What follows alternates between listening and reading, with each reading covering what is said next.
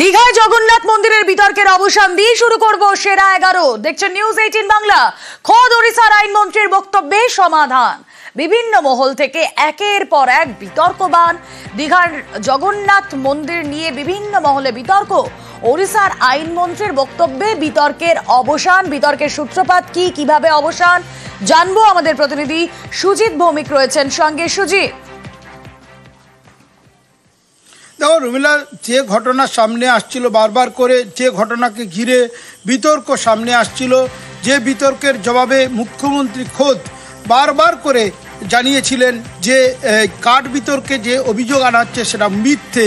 মুখ্যমন্ত্রীর দাবি করা সেই অভিযোগের পাল্টা যে মিথ্যে দাবি করেছিলেন সেটা যে ঠিক, উড়িষ্যার বলা যায় মন্ত্রী তিনি কিন্তু পরিষ্কার করে দিলেন। সাংবাদিক বৈঠকে তিনি যে কথা বললেন যে নিম কাঠ যেটা বারবার বলা হচ্ছিল পুরী থেকে উদ্বৃত্ত এনে দীঘার মন্দিরে যে বলা যায় জগন্নাথ বলরাম সুভদ্রার যে কাঠের মূর্তি বানানো হয়েছিল বলে অভিযোগ করা হচ্ছিল, যা নিয়ে বিতর্ক দানা বাঁধছিল রুমেলা, তা যে মিথ্যে আজ কিন্তু সে কথা পরিষ্কার করে বলে দিলেন উড়িষ্যার আইনমন্ত্রী। এবং তার বলে দেওয়ার পরেই কিন্তু যেটা সামনে এলো যে বিরোধীরা ওয়াকিবহল মহল যা বারবার একবার শুনে নি সুজিত, আইনমন্ত্রী খোদ ওড়িশার আইনমন্ত্রী ঠিক কি বলেছেন।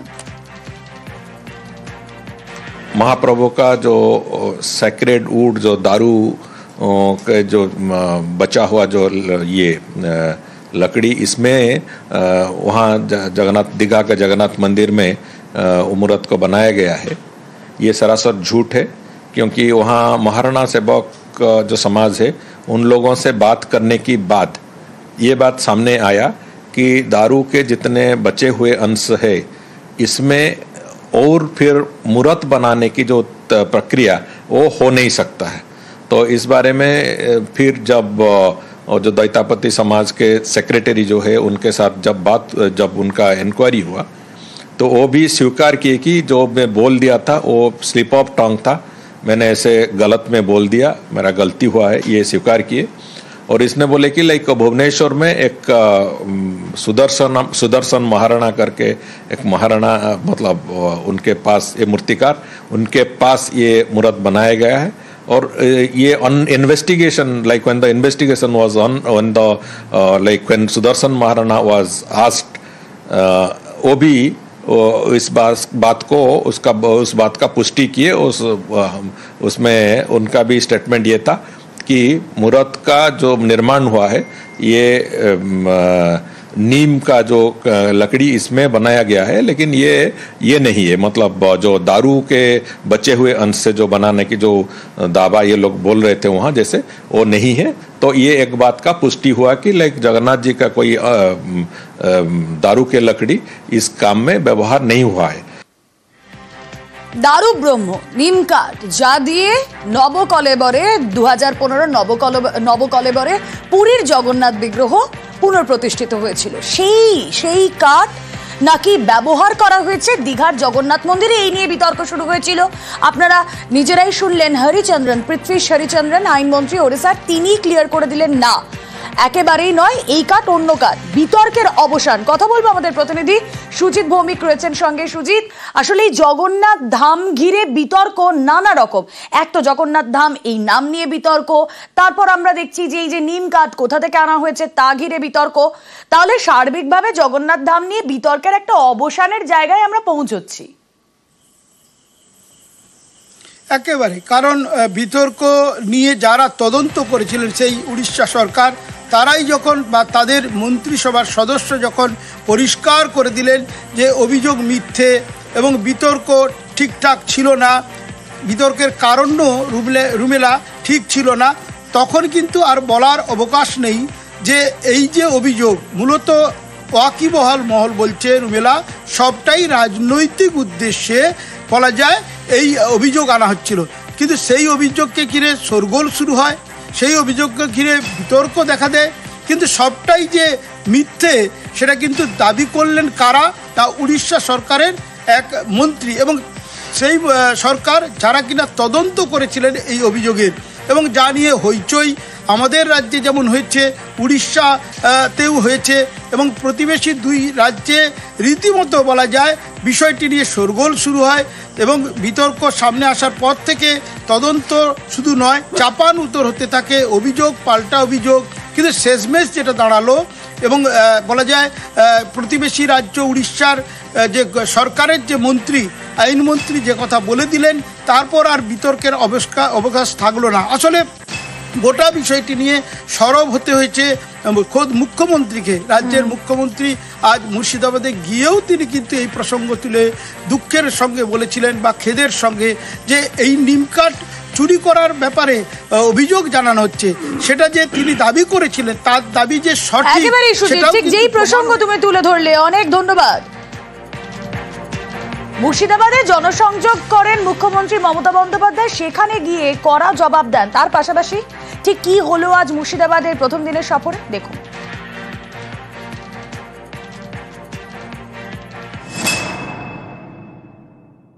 জগন্নাথ ধামটা খুব গায়ে লেগেছে না? বলা হচ্ছে আমি নাকি নিম গাছও চুরি করেছি। আরে আমার বাড়িতে তো 4টে নিম গাছ আছে। আমাদের মূর্তি তো মার্বেলে ছিল, ওটা নিয়ে এসছেন দৈত্যপতি, তাকে কাল ডাকা হয়েছিল আমি শুনেছি। তিনি স্টেট বলে দিয়েছেন না, তোমরা যেটা বলছো সেটা নয়, এটা আমি আমার নিজে অন্য জায়গা থেকে করেছি। শুনলেন মুখ্যমন্ত্রী মমতা বন্দ্যোপাধ্যায় ঠিক কি বলেছিলেন। আচমকাই আজ মুর্শিদাবাদে তিনি এক মৃৎশিল্পীর বাড়িতেও যান, শিবের পুজো করেন, মূর্তিতে মালা দেন, কথা বলেন স্থানীয়দের সঙ্গেও। শিবটা দেখতে খুব সুন্দর হয়েছে। আমাকে এই কালারগুলো না একটুখানি ব্রাইট করতে হবে। এই যে হাতে কালারটা দিয়েছে এটা ভালো হয়েছে, এরকম এটা একটু ব্রাইট কালার করতে হবে। মাথার এটা খুব ভালো হয়েছে, আর চোখগুলো আর একটু উপরের চোখটা একটু ব্রাইট করতে হবে।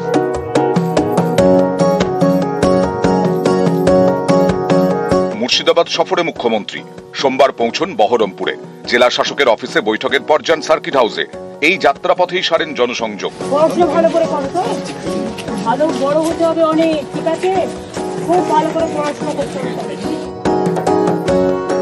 সার্কিট হাউসের কাছে এক মৃৎশিল্পীর বাড়ি, তার বাড়িতে যান মুখ্যমন্ত্রী। বহরমপুরের গান্ধী কলোনির হালদার বাড়ি, খুবই সাধারণ পরিবার। এই পরিবারের ছেলে অনেক বছর ধরে ঠাকুর তৈরি করেন। এদিন আচমকা তার বাড়িতে মুখ্যমন্ত্রী।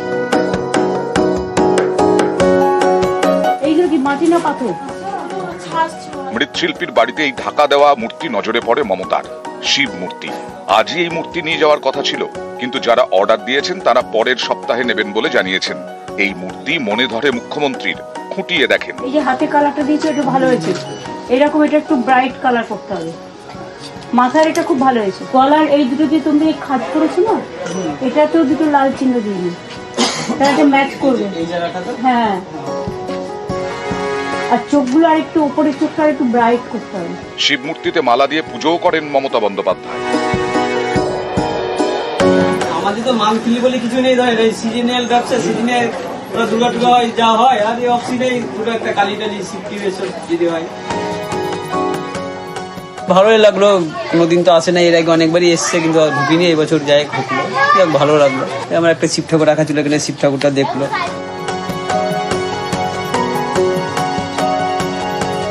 নিউজ 18 বাংলা।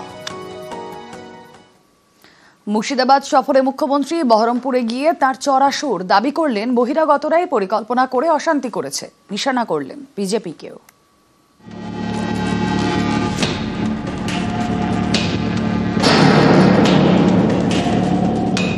বহিরাগত কিছু লোক এসে ধর্মের নামে বিধর্ম কথাবার্তা বলে আমি কোন কমিউনিটিকে এর জন্য দোষ দেবো না। কয়েকজন ধর্মীয় নেতা সেজেছেন, পালে বাঘ না পড়লেও তারা বাঘ বাঘ করে চিৎকার করে রাজনৈতিক ফয়দা নেয় এবং তারাই কিন্তু দাঙ্গা ঘটিয়ে সবচেয়ে আগে পালিয়ে যায়।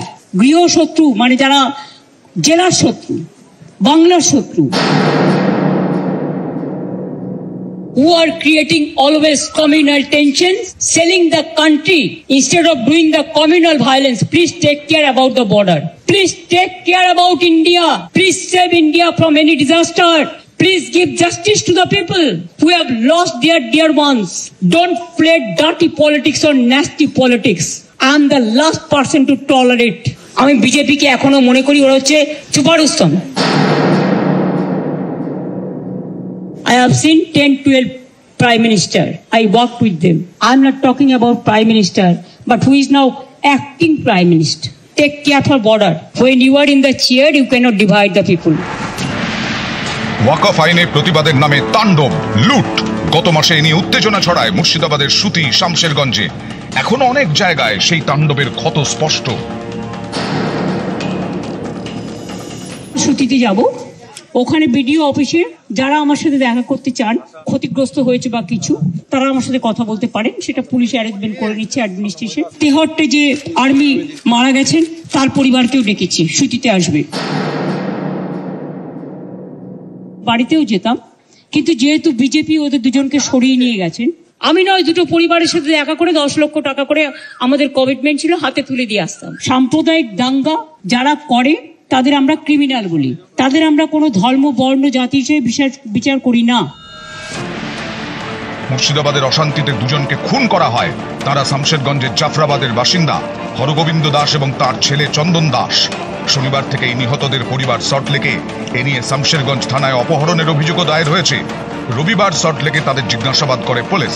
শামশেরগঞ্জের নিহতদের পরিবারের সঙ্গে বিজেপি নেতাদের দেখা গেছে।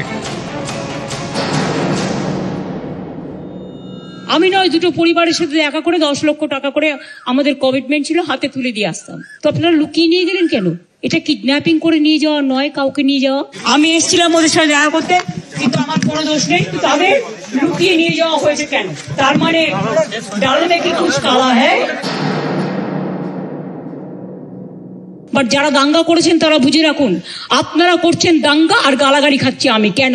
আমি কি আপনাদের কাউকে বলেছি কেউ কারো বিরুদ্ধে দাঙ্গা করুন? আর বিএসএফ বা কেন গুলি চালিয়েছিল? বিএসএফ যদি গুলি না চালাতো পরের দিনের ঘটনা ঘটতো না, এটা আমার দৃঢ় বিশ্বাস। এই ঘটনা ঘটানো হয়েছে, এসব কিন্তু বাংলা সহ্য করবেন না। আমি কারো বিরুদ্ধে নই, কিন্তু আমি দাঙ্গার বিরুদ্ধে, আমি চক্রান্তের বিরুদ্ধে।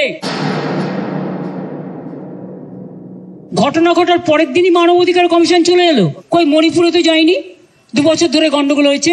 ইউপিতে তো যায়নি, রাজস্থানে তো যায়নি, উড়িষ্যায় তো যায়নি, দিল্লিতে দাঙ্গায় এত লোক মারা গেছে, একবারও তো যায়নি। যে একেবারে প্ল্যান করে এই ঘটনা ঘটানো হয়েছে। 2টো পার্টে মাত্র 2টো ওয়ার্ডে গন্ডগোল হয়েছে।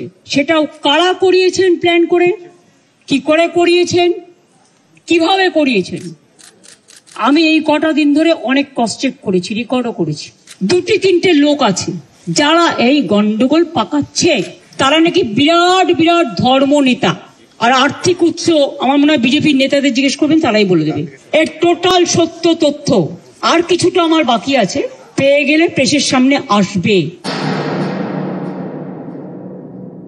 2টো মসজিদের ইমামকে ফোর্স করা হয়েছে, তাহলে এখানে কোনো একটা সেবাশ্রম আছে, আপনারা জানেন তিনি কি করেন, তার কি কীর্তি, তার কি কুকীর্তি, তিনি কিভাবে মানুষকে প্রভোগ করে, বেলডাঙ্গা থেকে শুরু করে সুতি, ধুলিয়ান, সব।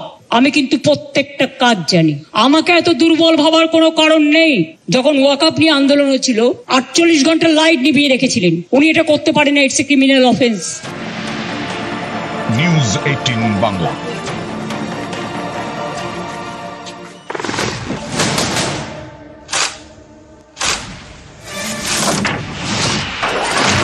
आजमाने की कोशिश की, फिर तो जवाब भी उतना ही प्रचंड मिला। आतंकवाद को धूल समेत उखाड़ने का हमारा संकल्प है और वो सिद्ध होकर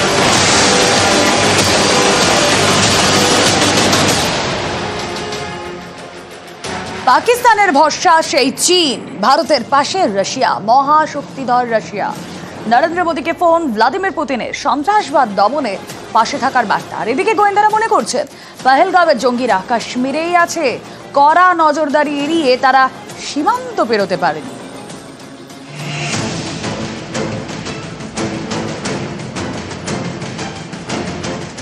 ভারত ফুঁসছে, পাকিস্তান কাঁপছে, ভয় পেয়ে এখন চীনের দ্বারস্থ। সোমবার ইসলামাবাদে চীনের রাষ্ট্রদূত জিয়াং জাইদাং এর সঙ্গে বৈঠক করেন পাক প্রেসিডেন্ট আসিফ আলী জারদারি। পাকিস্তানের রক্তচাপ বাড়িয়ে ভারতের পাশে দাঁড়িয়েছে রাশিয়া।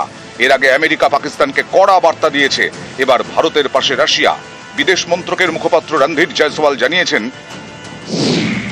রাশিয়ার প্রেসিডেন্ট ভ্লাদিমির পুতিন প্রধানমন্ত্রী নরেন্দ্র মোদীকে ফোন করেন। পহেলগাঁওয়ে জঙ্গি হানার তীব্র নিন্দা করেছেন পুতিন। সন্ত্রাসবাদের বিরুদ্ধে লড়াইয়ে ভারতকে পূর্ণ সমর্থন জানিয়েছেন। পহেলগাঁওয়ের হামলায় দোষীদের বিচারের আওতায় আনার কথা বলেছেন। এটা 22 এপ্রিলের ছবি। সেদিন রক্তাক্ত হয় কাশ্মীরের পহেলগাঁও। বৈসারান উপত্যকায় বেছে বেছে পর্যটকদের গুলি করে জঙ্গিরা, খুন করে 26 জনকে। এই ঘটনার তদন্ত শুরু করেছে এনআইএ। কাশ্মীর জুড়ে চলছে তল্লাশি। গোয়েন্দাদের দাবি, জঙ্গিরা সীমান্ত পেরোতে পারেনি, কোনোভাবে জঙ্গলে লুকিয়ে রয়েছে। জঙ্গিদের খুঁজতে এবার হাইড আউটের দিকে নজর রাখছে সেনাবাহিনী সহ অন্যান্য সিকিউরিটি এজেন্সিজরা। হাইড আউট বিষয়টা কি? হাইড আউট হচ্ছে এমন একটি জায়গা যেটা জঙ্গলের মধ্যে তৈরি করা গোপন ডেরা, যে গোপন ডেরার মধ্যে খাবার দাবার, অস্ত্রশস্ত্র সব মজুত রয়েছে। চোখের সামনে থেকেও সে জঙ্গলের মধ্যে সেই সমস্ত হাইড আউট এমনভাবে ক্যামোফ্লাজড হয়ে থাকে যা সঠিকভাবে না জানলে খুঁজে বের করা অত্যন্ত কঠিন। কাশ্মীরের বিস্তীর্ণ এলাকায় পাহাড় আর পাইনের জঙ্গল। গোয়েন্দাদের সন্দেহ, পহেলগাঁওয়ে হামলার পর সম্ভাব্য 2 রুট ধরে পালাতে পারে জঙ্গিরা। মূলত এসকেপের 2টো রুটের দিকে নজর রাখছে।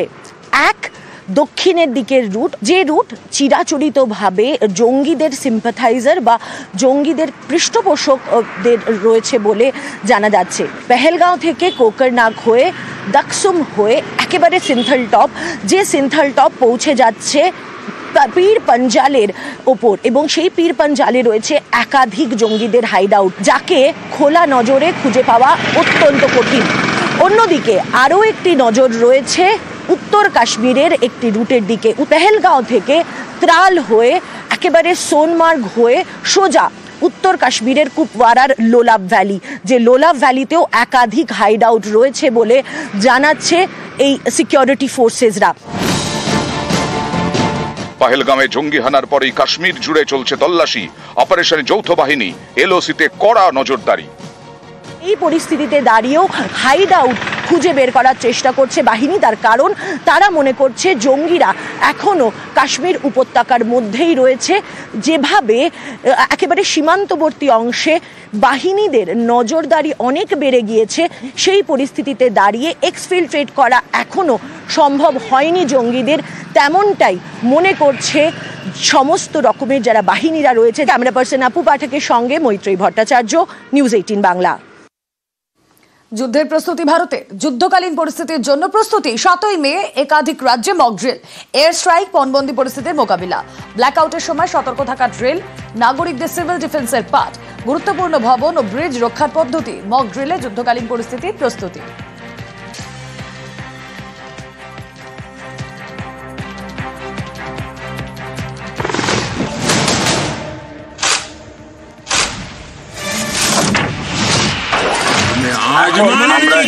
স্ট্রাইক করার জন্য এটা শুধু লাইন অফ কন্ট্রোলে হবে না, এটা হয় ওদের ইন্টারন্যাশনাল বর্ডারে হবে, আর ওদের নেভাল অ্যাসেট যেটা আছে, যেটা আরাবিয়ান সি আছে, যেখানে মার্কান কোস্ট আছে, গদার পোর্ট আছে, করাচি আছে, তার মানে navy, air force, strategical and missile ছিল যেটা আছে, ওটা অ্যাটাক করবে। তার মানে এটা ফুল ফ্লেজ ওয়ার। আমার মনে হয় দিনের টাইমে অ্যাটাকটা হবে, কিন্তু রাতের জন্য সুরক্ষার জন্য এটা করলো। সিভিল ডিফেন্স, এটা আমরা বলি রিয়ার এরিয়া সিকিউরিটি। এখন যে আমাদের এয়ার ডিফেন্স সিস্টেমে S-400 ব্রহ্মোস মিসাইল যেটা আছে, আপনার পাকিস্তানের মাটি থেকে যেটা উঠবে, ওটা ওরা সময় ওরা ডিটেক্ট করবে রাস্তায়, ওরা রেডার ট্র্যাকিং হবে, ওদেরকে আমাদের সীমানো আসার সময় বা টাইমে ওটাকে ডিস্ট্রয় করা হবে।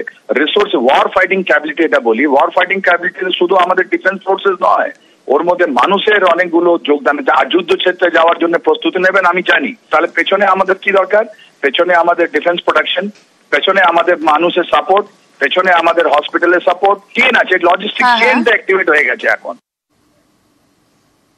জঙ্গি সংগঠন জৈশ-ই মোহাম্মদ কাশ্মীরে নাশকতার পেছনে এই জৈশেরও হাত রয়েছে বলে সন্দেহ গোয়েন্দাদের। আর এদের মূল কাজ পাক অধিকৃত কাশ্মীরে যুবকদের মাথা খাওয়া, তাদের মাথায় নাশকতার বীজ বোনা, যাতে ভারতকে রক্তাক্ত করা যায়।